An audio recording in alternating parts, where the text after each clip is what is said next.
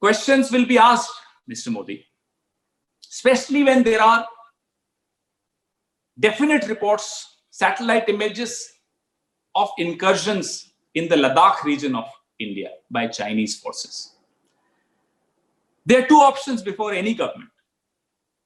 Either you behave like an ostrich, do not see the enemy, or you take the nation with you, build a consensus, build political consensus, take everybody with you, stand behind the army and let the army do what it is very good at doing. Fight the enemy. But Mr. Modi has chosen a third way, which is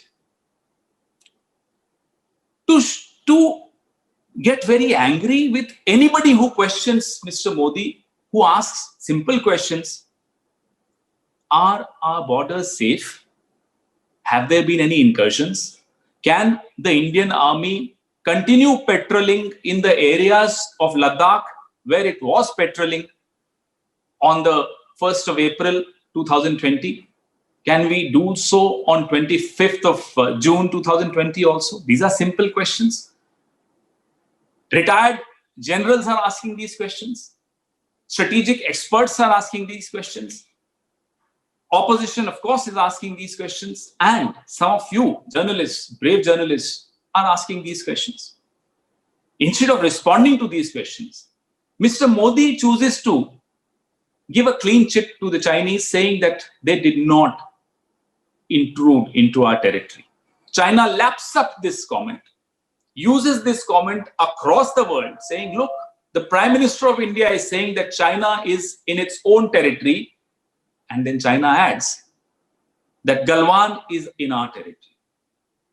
After a lot of pressure built by retired generals, built by the opposition, built by you all, the Prime Minister's office comes out to contradict what the Prime Minister said on an important issue, on a critical issue such as border security, such as territorial integrity of the country.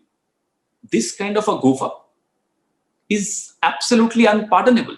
We do want to ask you, if as President of the party, Mr. Rajnath Singh, Mr. Nitin Gadkari, Mr. Amit Shah, everybody has been sending delegations, strengthening the bonds between Communist Party, China and BJP.